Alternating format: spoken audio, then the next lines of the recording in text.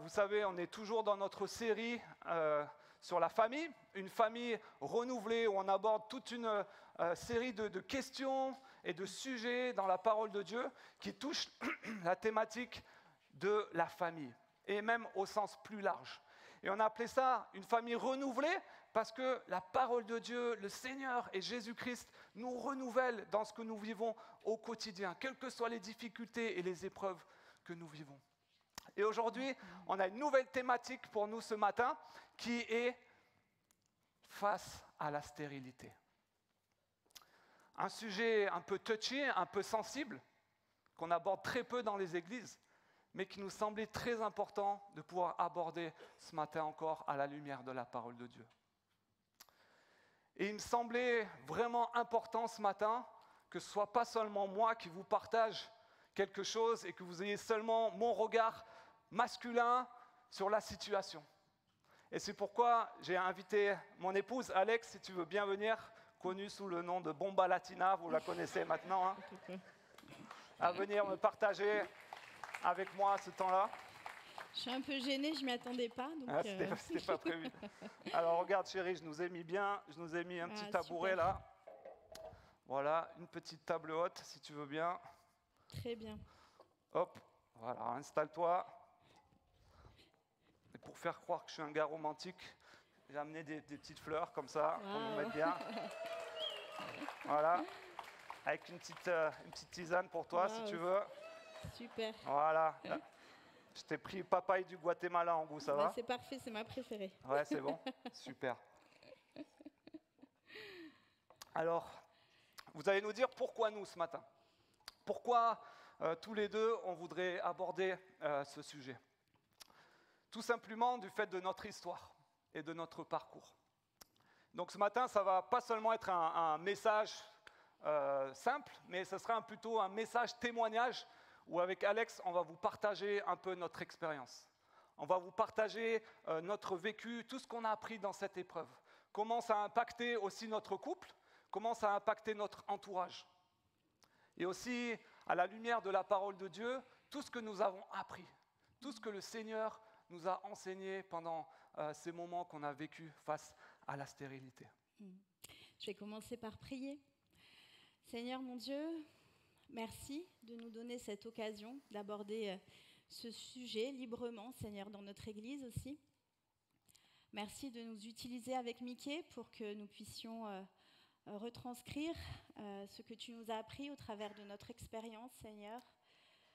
Donne-nous d'être clairs, donne-nous de pouvoir encourager les couples qui passent par cette situation, Seigneur, et aussi de pouvoir nous adresser à ceux qui ne sont pas directement concernés par ce combat, Seigneur. Donne-nous ta sagesse et que ton esprit nous guide. Amen. Amen. Alors avec Mickey, on est mariés depuis bientôt 15 ans, ça passe. Yes. Pas d'applaudissements. Ah ben alors, c'est quoi ça ? On est tous les deux originaires du sud de la France et on est à l'église de Ponto depuis 11 ans bientôt. Yes.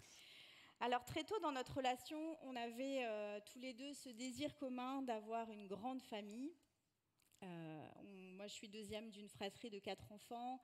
Tous les deux, on a beaucoup de cousins, cousines. Ça a vraiment éveillé en nous en fait cette envie d'avoir une grande famille, en fait, d'être une famille nombreuse. Et je dois dire qu'on avait un peu fait nos plans. On s'était dit, voilà, donc on va se marier. On va laisser passer 2 ans. Histoire de bien se connaître et de profiter aussi. Et puis, au bout de 2 ans, je vais tomber enceinte. Et il faut aussi que je calcule par rapport à mon travail pour pas que ce soit gênant. Et puis, je vais attendre aussi le deuxième. Je pense que je vais attendre à peu près 2 ans entre les deux. C'est bien, voilà. J'avais fait mes petits plans. Et en fait, c'est comme si, pour moi, c'était quelque chose d'acquis d'avoir un enfant. Et ça arriverait quand moi, je le déciderais. Donc, 2 ans passent.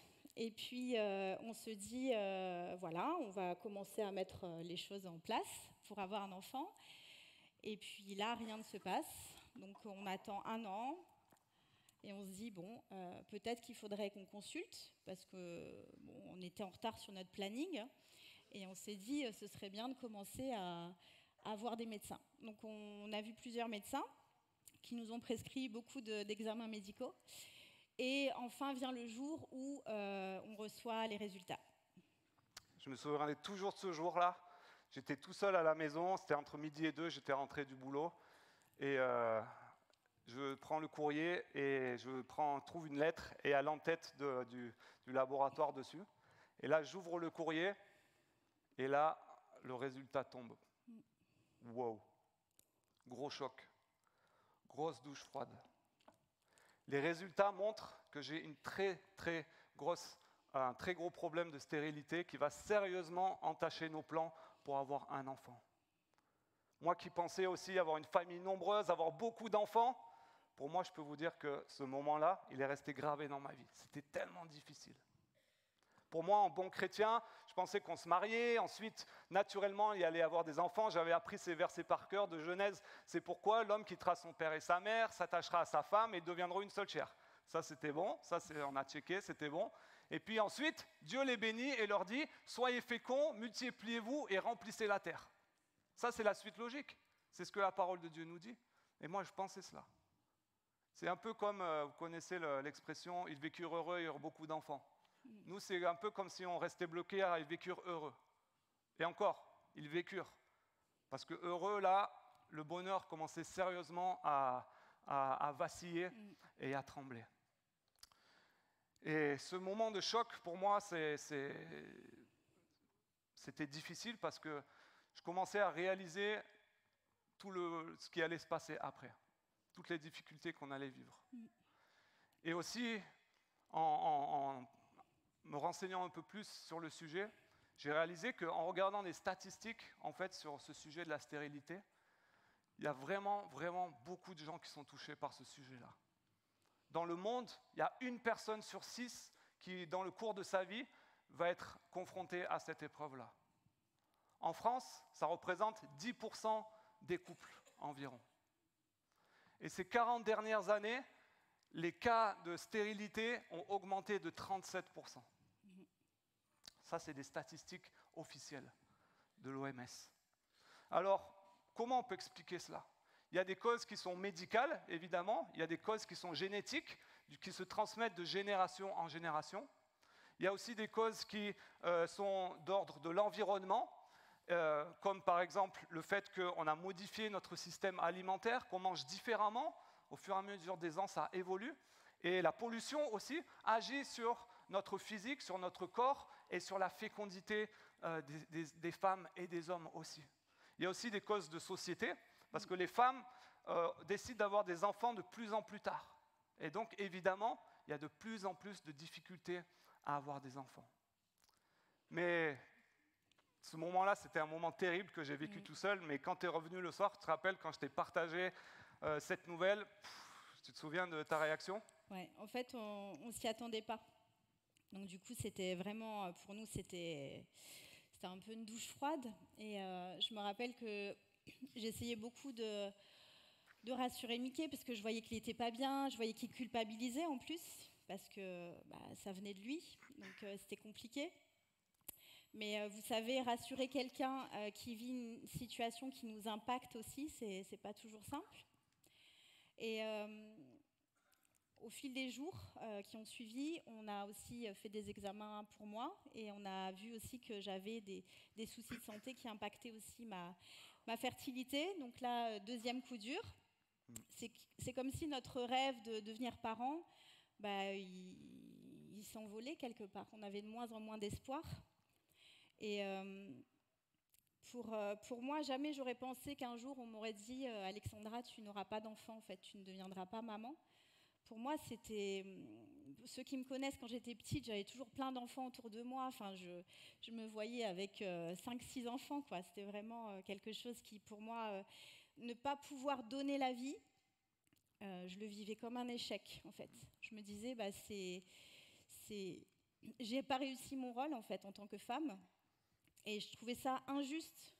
Je trouvais que Dieu était injuste avec nous. Et cette situation, elle a mis beaucoup de tension aussi dans notre couple, comme vous pouvez l'imaginer, forcément. Donc, déjà, on culpabilisait entre nous, mais des fois, on se faisait des reproches. Alors, c'était inconscient, c'était pas voulu, mais ça revenait souvent, en fait, dans les discussions. Et ça a ébranlé aussi notre confiance en Dieu. Et malgré tout, je continuais à prier, je demandais à Dieu sa force, parce que c'était une période où, je me rappelle, j'étais à fleur de peau, je pleurais tout le temps. Dès qu'il y avait un rapport avec le fait d'avoir un enfant, je pleurais. On m'annonçait une grossesse, je pleurais. Enfin, c'était hyper dur. C'est clair. Et j'avais vraiment besoin, en fait, de faire sortir toutes ces émotions qui étaient en moi. Et je lisais beaucoup à cette époque l'histoire d'une femme de foi dans la Bible qui s'appelle Anne. Anne était stérile, avec son mari Elkana, il ne pouvait pas avoir d'enfant. Et la Bible nous dit qu'elle en souffrait terriblement. Et elle en souffrait au point de vraiment exprimer à Dieu en fait tout ce qu'elle ressentait. Et j'ai recensé tous les mots en fait qui font référence à ça dans cette partie de 1 Samuel, versets 8 à 16 dans la Bible. Les mots pleurer, rester sans manger, très affligé, pleurer à chaudes larmes, misère, prier longuement, très malheureuse, épancher son cœur devant l'Éternel, le cœur qui déborde de chagrin et de douleur. Et c'est dire en fait la peine qu'elle ressentait.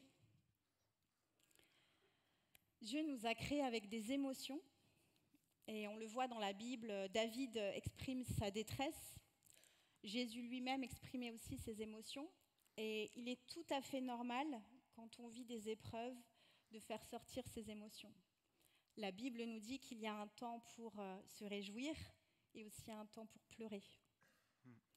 Et là, c'est un temps pour pleurer. Et souvent, quand on vit des épreuves, on a tendance à moins prier ou même à moins venir à l'église. Et l'histoire de Anne m'a beaucoup encouragée parce que justement, il nous est dit qu'elle se rendait régulièrement au temple, qu'elle priait, qu'elle allait épancher son cœur devant Dieu, qu'elle déversait son cœur devant Dieu et qu'elle pouvait vraiment tout lui dire en fait. Et c'est vraiment ce que j'ai appris durant cette phase de réaction, de vraiment rester connecté à Dieu dans cette épreuve. De mon côté, moi, les premières réactions que j'ai eues, évidemment, d'abord, c'est la culpabilité. Pour moi, cette situation, elle arrivait de par ma faute, au départ, en tout cas. Et moi, en tant qu'homme, avec mes testostérones, là, mon rôle, c'était de donner la vie, quoi, de construire un foyer, d'avoir des enfants, une famille nombreuse, et c'était pas possible. Et tout ça, c'était ma faute, quelque part. C'était un échec de ma mission d'homme. Et puis ensuite est venue l'incompréhension. J'avais envie de crier à Dieu, mais Seigneur, Seigneur, tu nous as abandonnés ou quoi? Qu'est-ce que tu fais? Qu'est-ce que tu es en train de faire? Je ne comprends pas ce que tu es en train de faire. Je ne comprends pas. On est des chrétiens depuis des années, on t'aime, on te sert, et toi, tu ne nous donnes pas un enfant. Et je criais à Dieu, vraiment, ma colère. Et dans le verset que j'ai lu tout à l'heure, Dieu les bénit et Dieu leur dit « Soyez féconds, multipliez-vous, remplissez la terre ». Il y a quand même la notion de bénédiction qui est liée aux enfants. Et ça revient plusieurs fois dans la Bible. Et pour moi, ça, c'était un sérieux questionnement. De me dire « Mais Seigneur, est-ce que tu es en train de nous priver de ta bénédiction? Est-ce qu'on a fait quelque chose de mal? Est-ce que tu veux nous punir de quelque chose qu'on n'aurait pas fait bien? Est-ce qu'il y a un péché dans notre vie? Montre-nous. Nous, on est prêts à le régler pour enfin avoir des enfants. Est-ce que tu es en train de nous punir? » Mais peu à peu, avec Alex, on a acquis la certitude qu'en tant que couple qui vivions cette épreuve, Dieu ne voulait pas nous priver de sa grâce, ne voulait pas nous prier de sa faveur. Mais on a plutôt acquis la certitude que nos péchés, qui certes étaient toujours là en nous, étaient bien pardonnés une fois pour toutes par notre Seigneur Jésus-Christ à la croix. Et que notre incapacité à avoir des enfants, ce n'était pas une punition de Dieu, ce n'était pas un châtiment de Dieu. Et ça nous a mis un peu de temps pour le comprendre, parce que logiquement, quand on a des épreuves, on crie à Dieu, mais pourquoi tu me donnes ça? Pourquoi tu me punis? Pourquoi tu veux ça? Mais Dieu ne vous veut pas du mal. Moi, je me souviens aussi, ce qui était très difficile pour moi à ce moment-là, c'est la pression extérieure. de la part de ma famille, de mes amis et même parfois des gens de l'Église. Vous savez, c'est un petit peu comme quand on est célibataire et qu'à chaque fois on va à un mariage et qu'on vient nous voir et qu'on nous dit « Alors, et toi, c'est pour quand le mariage ?» Ou « Il faut s'y mettre, hein, t'es plus toute jeune, etc. » En fait, quand on n'a pas d'enfants, qu'on a un couple marié, qu'on n'a pas d'enfants, c'est un petit peu pareil. Alors, et les enfants, c'est pour quand ? Le temps passe, dépêche-toi.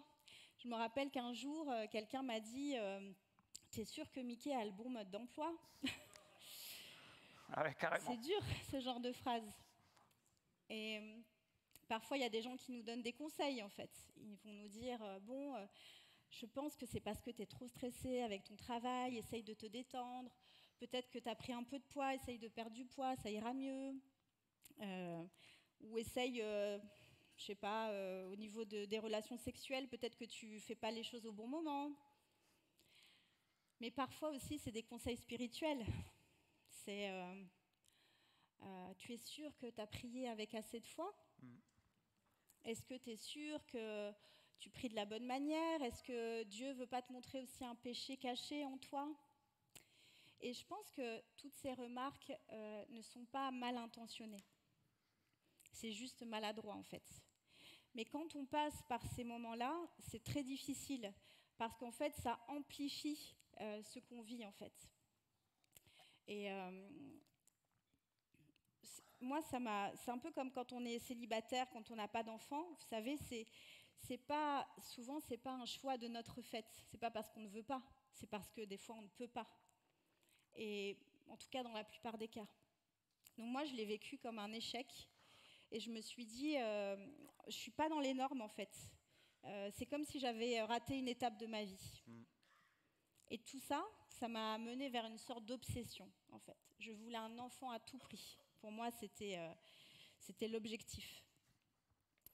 Et du coup, je me suis mis à lire plein d'articles tout le temps sur Internet, sur la stérilité, toutes les choses qui peuvent fonctionner, tous les remèdes naturels. J'ai fait s'il y a Mickey des tas de choses. Les fameux Doctolib, vous connaissez ça ? Non, mais j'essayais de me détendre. Alors, on essaie de faire des petites sorties à deux, de boire du champagne même. Il paraît que le champagne, ça détend, etc. Enfin, vraiment, on a tout essayé. On s'est dit, on va un peu pimenter aussi notre vie. N'en dis pas plus, voilà. c'est bon, on a compris. On a compris. En fait, j'étais obsédée par le fait de vouloir un enfant et j'étais prête à tout. Et ça me rappelle aussi une autre histoire dans la Bible, celle de Rachel et Jacob. En fait, Rachel était stérile, contrairement à sa sœur Léa qui, elle, avait beaucoup d'enfants. Et c'était très dur pour Rachel. Voici ce que nous dit la Bible dans Genèse 30.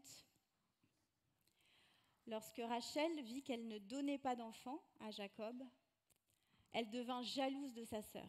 Et elle dit à son mari, « Donne-moi des enfants, sinon j'en mourrai. » Vous vous rendez compte, Rachel, elle avait tellement de pression, donc déjà par rapport à sa sœur, mais on peut imaginer par rapport à sa famille ou ses amis aussi.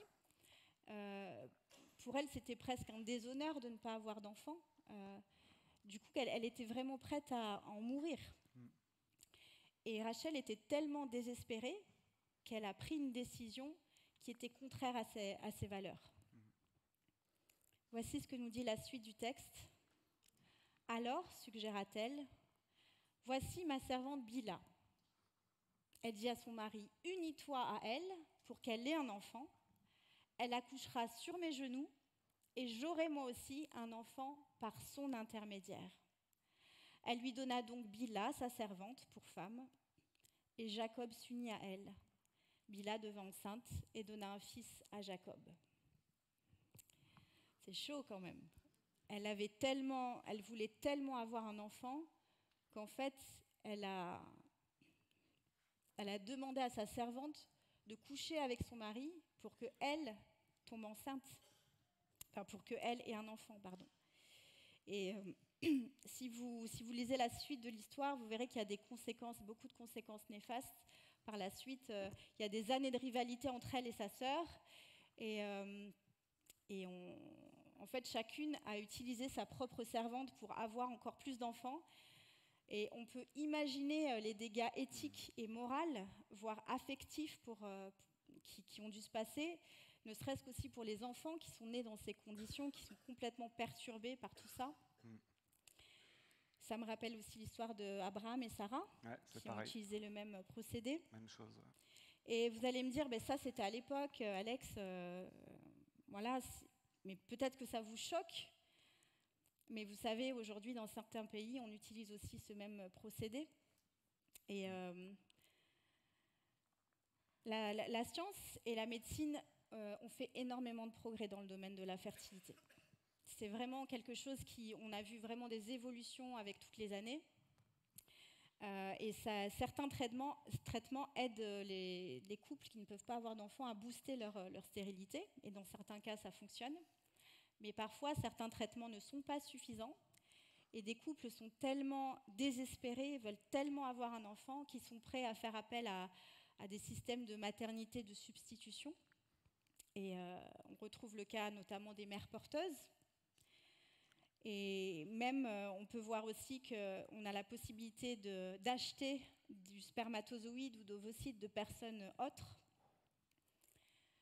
Et tout ça, quand même, ça pose des questions d'ordre éthique, moral, émotionnel, et voire même légal, puisque c'est interdit dans plusieurs pays. Alors le but aujourd'hui, c'est pas du tout de parler de PMA et de tous ces sujets-là, mais c'est simplement pour vous dire que nos décisions ne doivent pas être dictées par nos émotions. Et c'est vraiment important de demander à Dieu sa sagesse et son discernement pour ce type de questions. Il ne faut pas que nos obsessions, en fait, nous empêchent nous amènent à faire des choix qui ne respectent pas nos convictions en tant que chrétiens. De mon côté,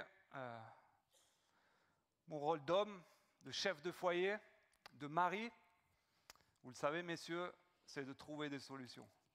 Un problème, une solution. On est très binaire. Donc moi, j'étais vraiment dans cet esprit-là. Et pour moi, c'est aussi devenu une obsession. Un enfant à tout prix. Peu importe les moyens, un enfant à tout prix. Et peu à peu, j'ai commencé à glisser dans le fait que je me confiais de moins en moins à Dieu. Parce que j'essayais de trouver des solutions par moi-même. J'essayais de chercher un moyen de parvenir à la réalisation d'avoir un enfant par mes propres forces. Et c'est là où ça devient glissant pour nous. Quand on vit une épreuve, que ce soit celle-ci ou une autre, lorsqu'on ne compte plus sur Dieu et qu'on compte sur nos propres forces, sur nos propres solutions, c'est là où on commence à glisser un peu dans le péché. C'est là où notre sujet devient une obsession et peu à peu devient une idole. Parce que cette idée commence à diriger nos pensées, à diriger nos décisions, à diriger la façon dont on va dépenser notre argent, à diriger notre emploi du temps et peu à peu à contrôler notre vie et prendre la place de Dieu.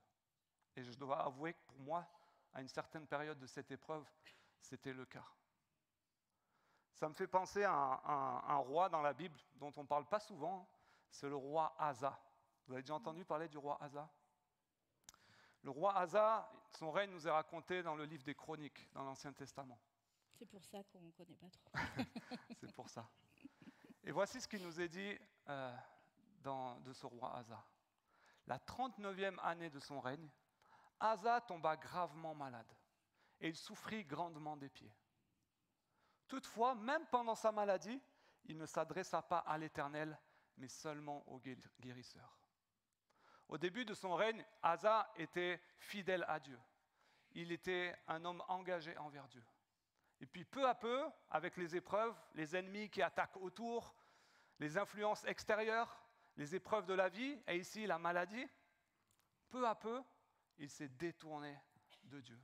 Il n'avait plus confiance en Dieu, parce qu'il remettait en question les circonstances de sa vie et la toute-puissance de Dieu. Ça n'allait pas ensemble, ça ne matchait pas ensemble. Et pour nous, c'est un peu la même chose qui commençait à nous arriver. Et on s'est posé la question un moment, je me rappelle de cette soirée, on s'est dit, est-ce que avoir un enfant, c'est pas en train de devenir une idole pour nous, de contrôler toute notre vie, nos pensées, ce qu'on choisit, nos décisions. Et si Dieu finalement ne nous donnait pas d'enfant, est-ce qu'on continuerait à le louer? Est-ce qu'on continuerait à avoir la même foi, avoir la même passion pour le servir? Ça nous a quand même bien remis en question. Et petit à petit, on a vraiment eu la conviction qu'on devrait remettre Dieu à la première place dans cette épreuve-là. Alex, elle a dit tout à l'heure, des fois quand on vit des épreuves, on met Dieu de côté parce qu'on ne comprend pas ce qu'il est en train de faire. Mais non, au contraire les amis. Quand on passe par des moments difficiles, remettons Dieu à la première place dans nos épreuves. Continuons à le prier, continuons à nous mettre à genoux, à le louer, à l'adorer, quelles que soient les circonstances, parce qu'il est souverain. Mais dans notre histoire, il y a eu un tournant quand même. Il y a eu un moment où, ça y est, Alex est tombée enceinte. Et là, après des mois et des mois d'attente, des semaines d'attente, de tests médicaux, etc., ça y est, on a le résultat, Alex est enceinte. Pouah, la joie qu'on avait à l'intérieur de nous, c'était indescriptible. C'était vraiment fort à l'intérieur de nous. Donc on commençait le processus médical, on commence à faire les premières échographies, tout va bien, etc. Et avant 3 mois, il y a une échographie pour tester justement que le cœur du fœtus va bien. Et je me rappelle de ce moment. Je me rappelle qu'on était dans la salle obscure du gynécologue. Et là, il met le truc sur le ventre d'Alex. Et pas de bruit. Le cœur du fœtus, de l'enfant, ne battait plus. Et c'était terrible. Hein. On était, à cette époque, je crois qu'on était au fond du trou. On était vraiment à bout de force. Ouais, c'était dur en fait de comprendre, en fait, de se dire mais pourquoi Seigneur tu as permis et pourquoi plus rien ne se passe en fait. Et ça me rappelait beaucoup ce chant que je chantais et que je faisais chanter aussi. Béni soit ton nom, quand sur moi brille le soleil, mais béni soit ton nom aussi quand ma vie traverse un désert. Et là, on traverse un vrai désert. Tu donnes et tu reprends. Malgré tout, mon cœur choisit de dire « Oh, béni soit ton nom ». Et je peux vous dire que pendant cette période-là, alors il y avait beaucoup de tristesse, beaucoup de pleurs. C'était dur pour nous. Mais il y avait beaucoup de colère aussi. Moi, j'étais en colère, en fait. Je ne comprenais plus rien. Je disais, mais pourquoi, en fait? Pourquoi tu nous fais passer par là? Qu'est-ce que tu veux nous apprendre au travers de cette épreuve? En plus, j'avais subi plusieurs traitements hormonaux.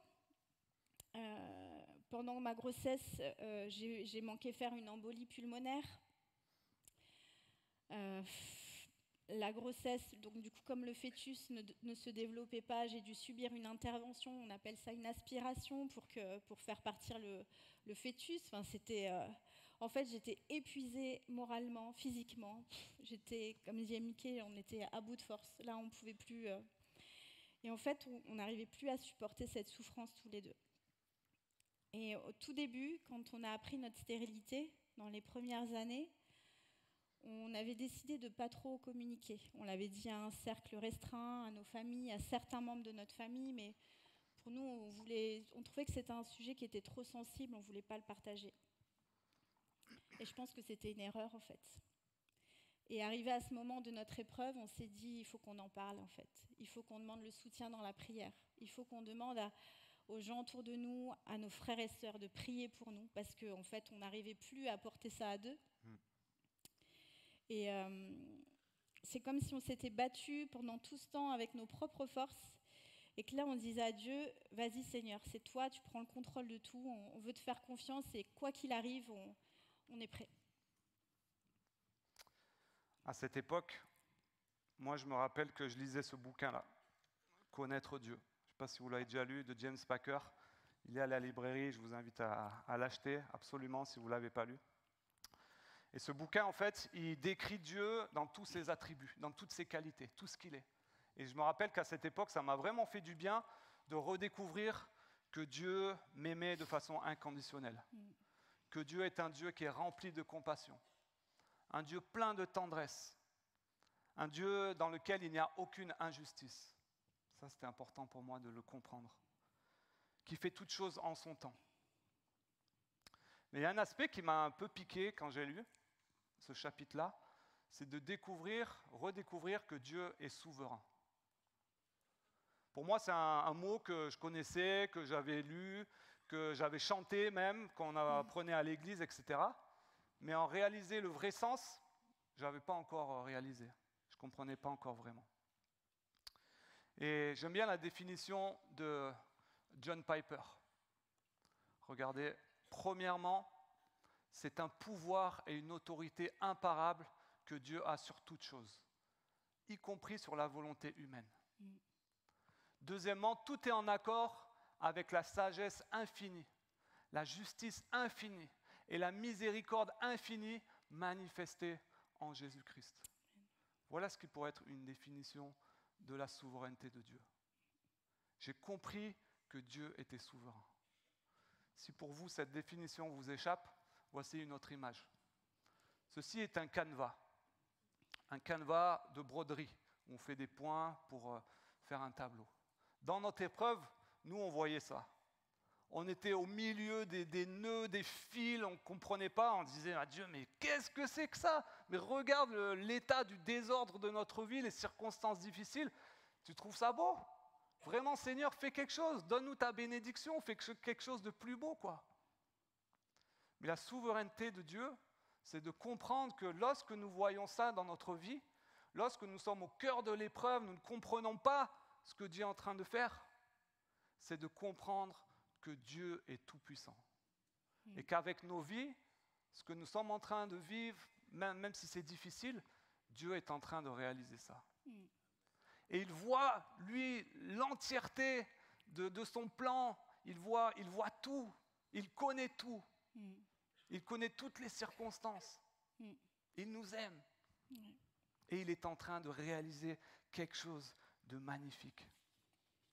Et lorsque j'ai compris la souveraineté de Dieu, j'ai appris à refaire confiance à Dieu, à l'Éternel. Parce que je savais qu'il était en train de faire quelque chose de bon, malgré ce que j'étais en train de vivre de difficile. Et une autre chose aussi que j'ai réalisée dans ces moments difficiles, c'est qu'en fait mon identité à moi n'était pas dans le fait de absolument devenir un papa, de devenir un père. Évidemment, ça y participe. Ou de devenir une mère pour toi, ou pour vous. Où mon identité n'était pas dans mon travail, dans ce que nous faisons, dans notre hiérarchie, où notre identité est d'être enfant de Dieu. Amen. Notre identité est en Christ, les amis, avant tout. Et ça a vraiment consolé mon cœur. Et ça m'a vraiment fait du bien.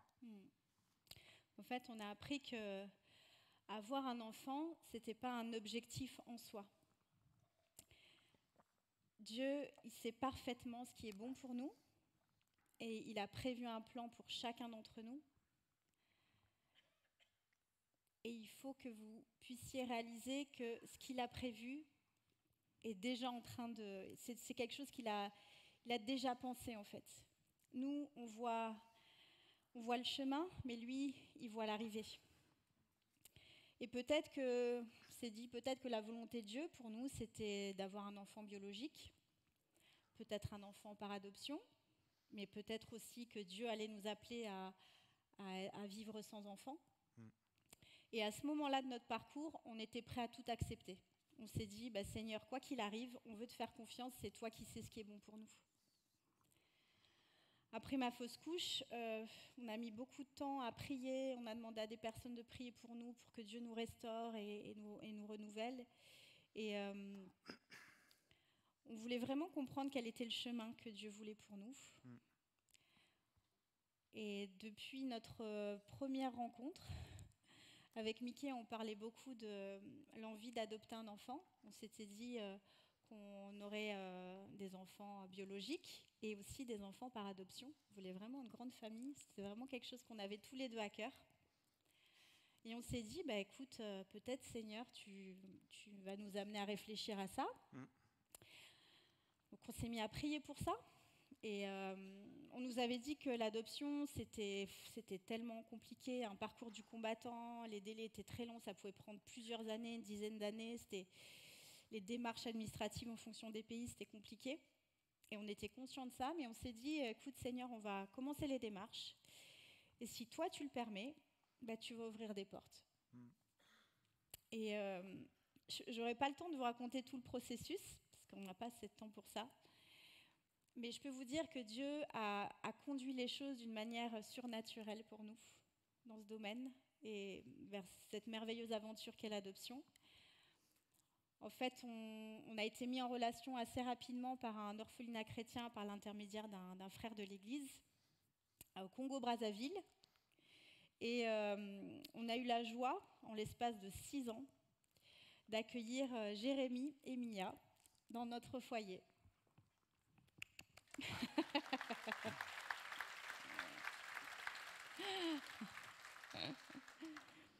Pour nous, Dieu n'a pas répondu à nos prières de la façon dont on le souhaitait, à la base. Il n'a pas répondu au moment où on le souhaitait, mais au final, on sait que c'est son plan qui s'est accompli pour nos vies, vraiment. Et c'est comme s'il avait changé notre tristesse en joie, notre deuil en allégresse. Et on a aujourd'hui la certitude qu'on est vraiment rentré dans ce que lui voulait pour nos vies. C'est vrai. Aujourd'hui, on ne peut pas imaginer avoir une famille plus extraordinaire que la nôtre. Désolé pour vous, mais vous passez en deuxième, évidemment. Plus extraordinaire avec nos enfants. On est une famille unique et Dieu nous a bénis de cette façon. Alors, ce matin, on aimerait conclure en nous adressant à vous spécialement. Et moi, je voudrais commencer par m'adresser à ceux qui vivent une épreuve similaire. Une épreuve où vous êtes face à la stérilité. Je sais qu'il y a des couples ici qui vivent ces moments difficiles. Je ne sais pas dans quelle étape vous êtes. Je ne sais pas si vous êtes dans l'étape de la colère ou de la tristesse. Vous êtes à bout de force aussi. Peut-être que vous ressentez la culpabilité. Peut-être que vous ressentez l'incompréhension face à ce que Dieu est en train de faire ou ne pas faire pour vous. Peut-être que vous êtes en train de prier ardemment pour que le Seigneur réponde à votre prière. Peut-être que vous ne comprenez pas ce que Dieu est en train de faire. Et vous pensez que Dieu veut vous punir. Qu'il y a une sorte de malédiction sur vous. Et que Dieu veut ça volontairement dans votre vie. Ce qu'on veut vous dire ce matin, la première chose, c'est ne lâchez jamais la main de Dieu. Laissez-le à la première place dans cette épreuve que vous êtes en train de vivre. Recherchez quelle est la volonté de Dieu. Ne vous arrêtez pas de prier.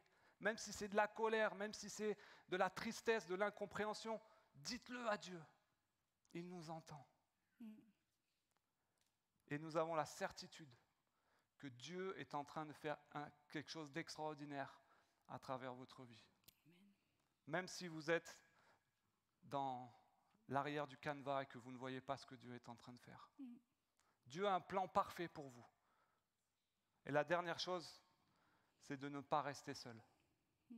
Notre tendance à nous, ça a été de nous renfermer sur nous-mêmes comme si on avait honte un peu, on ne voulait pas le partager. Mais ne restez pas seul. Alors ça ne veut pas dire qu'il faut le crier sur tous les toits, mais trouvez des gens de confiance qui sont autour de vous.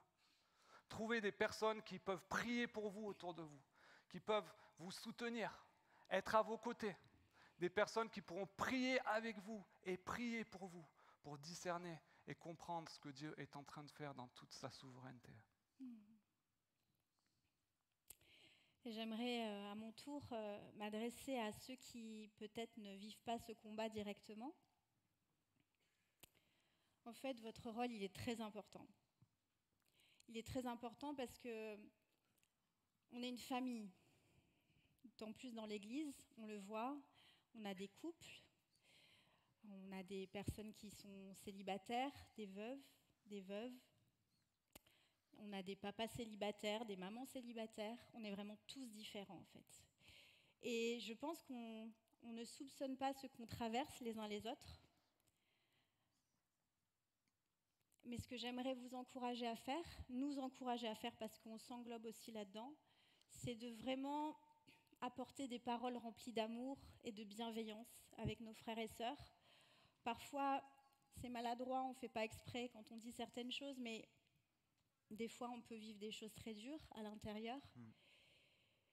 Et que vraiment, on puisse s'encourager à passer du temps avec nos frères et sœurs, à les soutenir aussi par la prière, prier pour eux, prier avec eux aussi, pourquoi pas.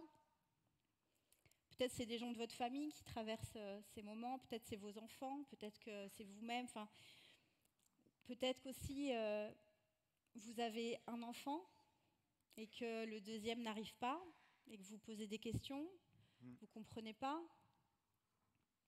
Il y a tellement en fait de cas pour lesquels on peut souffrir, mais on peut être frustré de ne pas vivre certaines choses. Yes. Mais vraiment, ce que j'aimerais vous encourager à faire, c'est de soutenir ceux qui passent des moments difficiles et de leur apporter votre consolation. Paul nous encourage dans l'Épître aux Romains et nous dit de partager la joie avec ceux qui sont dans la joie et les larmes de ceux qui pleurent. On ne voulait pas terminer ce moment de message témoignage en priant pour vous. Alors on aimerait vous inviter à incliner vos têtes et à prier avec nous. Seigneur mon Dieu, j'aimerais te prier particulièrement pour toutes les femmes qui sont ici ce matin, Seigneur. Je te prie pour toutes ces femmes courageuses qui luttent avec leur stérilité, Seigneur. Peut-être qu'il y a des doutes, il y a de la frustration, il y a de la tristesse, de la colère, de la souffrance, Seigneur. J'aimerais te remettre toutes les femmes qui passent par ces moments difficiles, que tu puisses les encourager, que tu puisses leur rappeler que leur identité n'est pas dans le fait d'être maman, mais leur identité est en toi. Console-les, mon Dieu. Mets autour d'elles des personnes bienveillantes qui vont pouvoir les entourer, prier pour elles, Seigneur. Et je te prie de leur donner aussi la force d'en parler à des personnes de confiance, mais surtout d'en parler à toi, Seigneur, d'avoir cette connexion, cette relation rapprochée avec toi, Seigneur. Tu es notre Père, tu sais ce qui est bon pour nous. Que nous puissions apprendre dans ces moments difficiles de nos vies à te faire entièrement confiance, Seigneur. Amen. Et moi, mon Dieu, je voudrais te remettre tous les hommes de notre assemblée, peut-être ceux qui nous regardent en ligne aussi. Peut-être des hommes qui vivent cette situation dans leur foyer, Seigneur, qui ressentent ce sentiment de culpabilité, d'incompréhension, de colère, de tristesse. Je prie, mon Dieu, que dans ces moments difficiles, tu te manifestes à eux de façon concrète, à travers des frères et sœurs, à travers des lectures dans la parole de Dieu, Seigneur. Révèle-toi dans ces moments difficiles, Seigneur. Oui, Seigneur Jésus. Je veux te prier, Seigneur, que jamais il ne lâche ta main dans cette épreuve. Amen. Qu'en tant qu'homme aussi, chef du foyer, il puisse instaurer constamment une discipline spirituelle dans leur couple, Seigneur. De continuer à te prier, continuer à lire ta parole, continuer à venir à l'église, continuer à s'entourer de frères et sœurs, Seigneur. Nous voulons te prier pour que tu manifestes ta gloire dans ces moments difficiles et que tu te révèles dans chacune de ces situations, Seigneur, pour accomplir ton plan à travers nos vies, Seigneur. Que ce soit avec des enfants, que ce soit sans enfants, que ce soit avec de l'adoption, que ce soit avec plein d'autres options que toi tu connais seul, Seigneur. Bénis tous ces couples, Seigneur, et pour la gloire de ton nom. Amen. Amen. Amen.